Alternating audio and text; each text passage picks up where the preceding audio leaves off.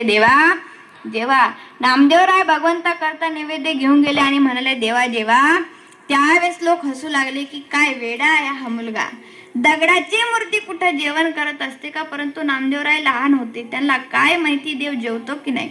नामदेवरायांनी हट्ट धरला देवा जेवा. त्यांना वाटलं रोज माझे वडील नैवेद्य आणायचे, रोज भगवान परमात्मा जेवण करायचे, परंतु आज देव का जेवत नाही. म्हणून नामदेवरायांनी हट्ट धरला देवा जेवा. लोक हसत होते तरीही त्यांच्याकडे लक्ष न देता नामदेवरायांनी भगवंताकडे आग्रह धरला, परंतु देव काय जेवायला यायला तयार नाही.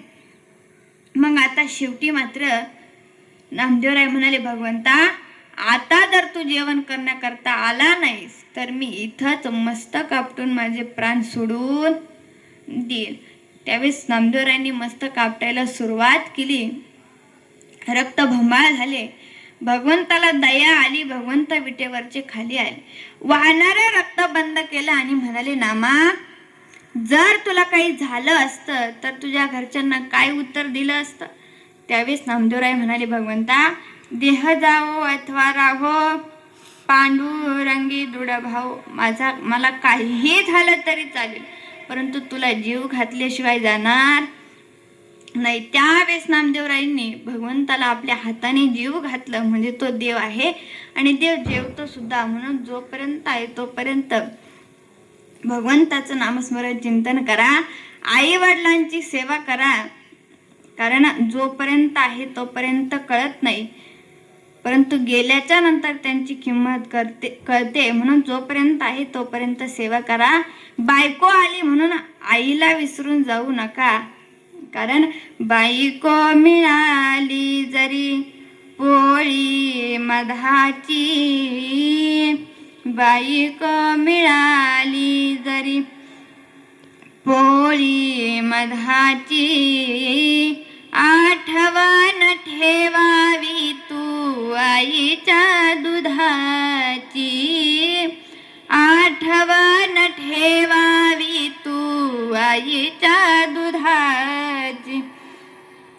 कडेवरी खांद्यावरी खेळलास वेड्या, दिनरात्र मांडीवरी लोळलास वेड्या. कडेवरी खांद्यावरी खेळलास वेड्या, दिनरात्र मांडीवरी लोळलास वेड्या. जीवनात नाही पुन्हा घडी आनंदाची, जीवनात नाही पुन्हा घडी आनंदाची, आठवण ठेवावी तू आईच्या दुधाची, आठवण ठेवावी तू आईच्या दुधाची. करावे तसे भरावे नीती या जगाची, करावे तसे भरावे नीती या जगाची, आठवण ठेवावी तू आईच्या दुधाची, आठवण ठेवावी तू आईच्या दुधाची.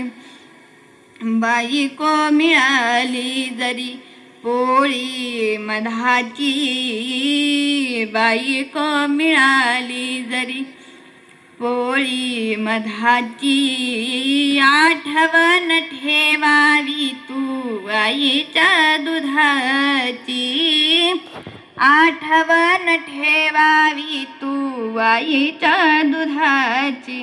म्हणून जोपर्यंत आई आहे तोपर्यंत तिची किंमत कळत नाही, गेल्यावरती कळते. आपण सहज म्हणतो की तू माझ्यासाठी काय केलं, परंतु जन्म दिला आई